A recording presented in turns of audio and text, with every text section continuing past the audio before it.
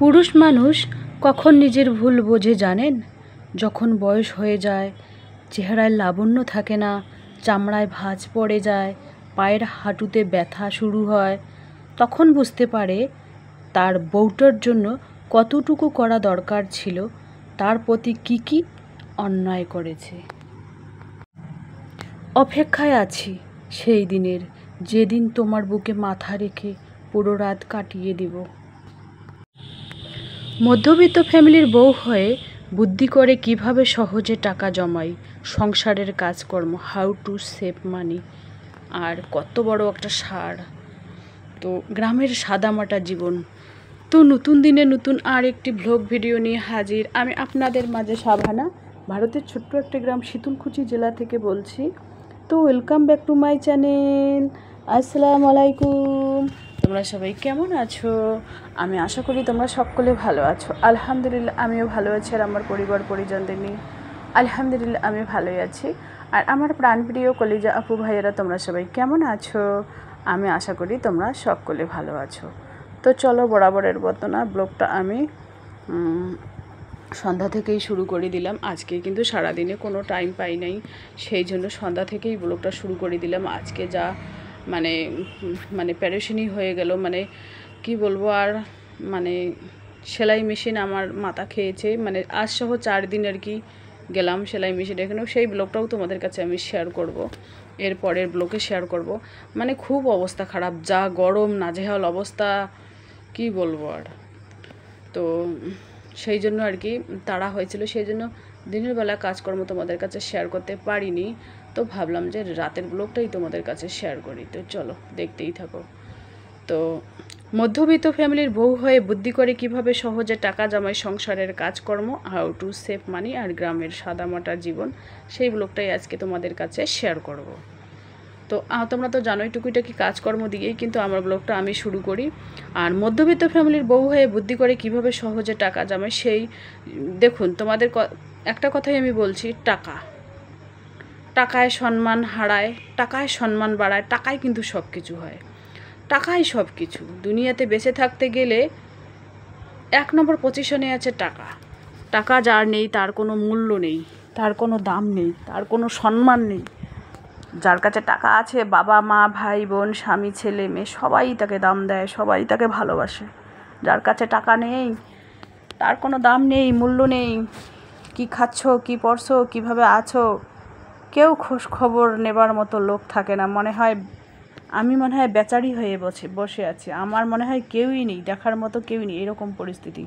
যেহেতু আমি মধ্যবিত্ত ফ্যামিলির থেকে, সেই জন্য যারা মধ্যবিত্ত ফ্যামিলি তাদের ক্ষেত্রেই বলছি। আজকে কিন্তু আমি প্লাস্টিকের ভাঁড়ে খালি 5 টাকা ফেলেছি, কারণ 50 টাকায় আছে আমার ক্যাশ। মানে আমার কাছে ছিল কত জানো, 1050 টাকা ছিল। তো আমার ভাই এসে মানে ওর নাকি দলের টাকা দেবে, টাকা শর্ট, সেই জন্য আমার কাছে আসলো। আমি আর কি 1050 টাকা ছিল, তো 50 টাকায় রেখে 1000 টাকা ওকে দিলাম হাওলাত। ও দেবে 1 সপ্তাহের মধ্যেই দেবে আর কি আমার ভাই। তো সেই জন্য ওকে দিলাম, সেই জন্য সেই 50 টাকা আমি এই প্লাস্টিকের ভাঁড়ে ফেললাম না, কারণ আমার আর কোনো টাকা নেই। ওই 5 টাকা ছিল, 5 টাকাই আর কি ফেললাম। আমার যেদিন যেরকম জোটে সেদিন সেরকমই আমি প্লাস্টিকের ভাঁড়ে ফেলি। আজকে 5 টাকা জুটলো, 5 টাকাই ফেললাম, বাস এতটুকুই। আমি মানে দেখিয়ে বানিয়ে ছানিয়ে কোনো মিথ্যা বলতে পারি না। আমি যেটাই ন্যাচারাল ব্লগ আমার ব্লগে, সেই ন্যাচারাল ব্লগেই আমি তোমাদের কাছে সব সময় শেয়ার করার চেষ্টা করি। কারণ দেখুন, বানিয়ে ছানিয়ে বলবো যে আমি আজকে 500 টাকা ফেললাম, 100 টাকা ফেললাম, কিন্তু ফেললাম তো আমি 5 টাকা না।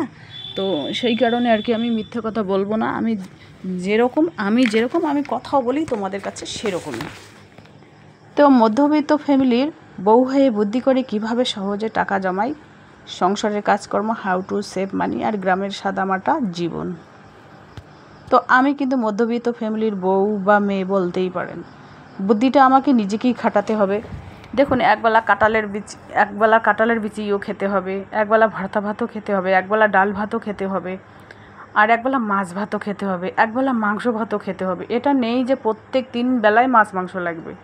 এরকম খরচ করলে কিন্তু তুমি কোনো দিনও সঞ্চয়ী হতে পারবে না, আর টাকাও সেভ করতে পারবে না। তো 2 বেলা যদি সবজি ভাত খাও, একবেলা তো মাছ মাংস লাগবে। আর যদি একবেলা সবজি ভাত খাও, 2 বেলা মাছ মাংস তো লাগবেই, তাই না?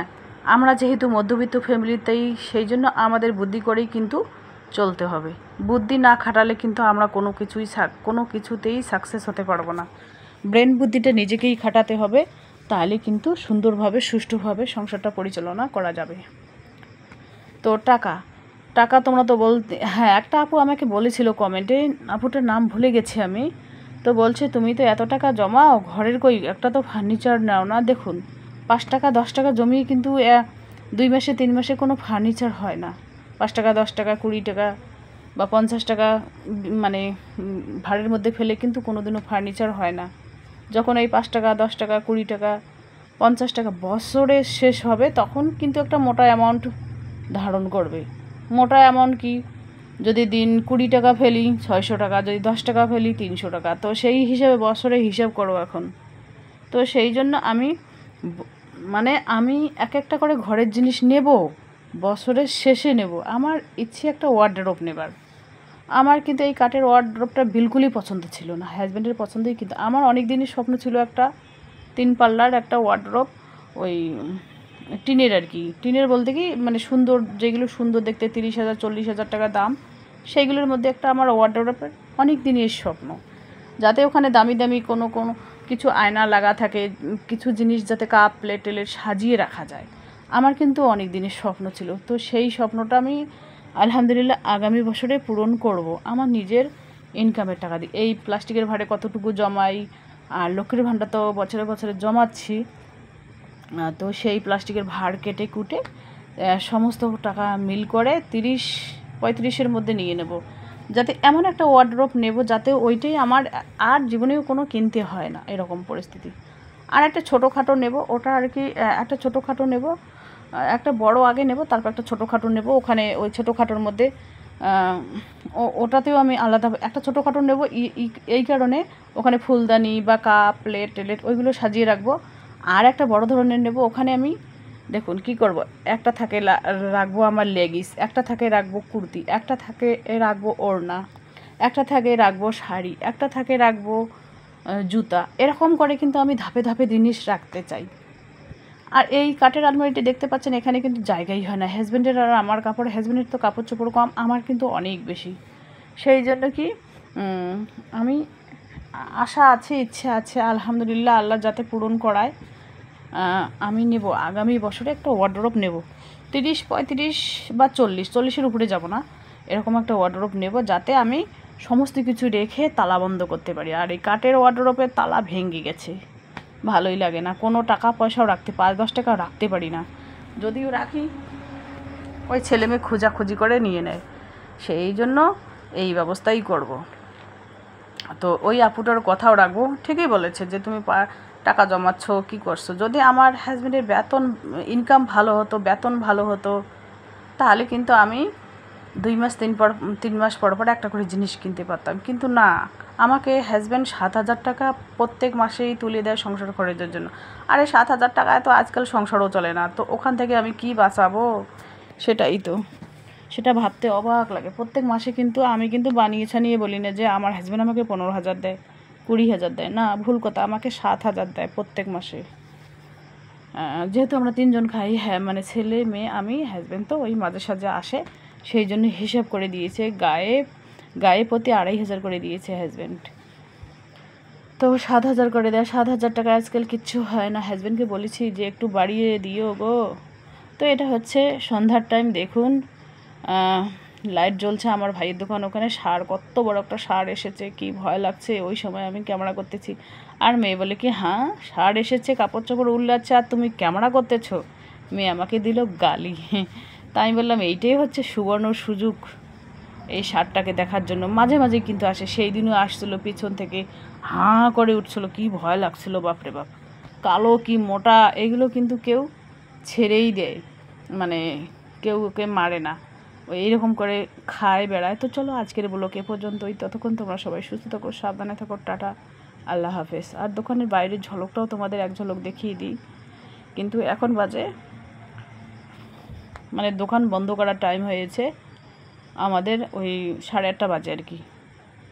তো দুই সাইডে কিন্তু লাইট নেই, পুরো রাস্তা এই মানে ওইটা বাজারটা, এই যে বাজারটাও তোমাদের এক ঝলক দেখিয়ে দিলাম। আর কাপড় চোপড়গুলো এলোমেলো হয়ে আছে, এগুলো গোছাতে হবে। এই লালের একটা মার জন্য মেয়ে নিয়েছে, এখনও নিয়ে যায় নাই। তো আজকে রান্না করব মাছ, আর কিছু করব না।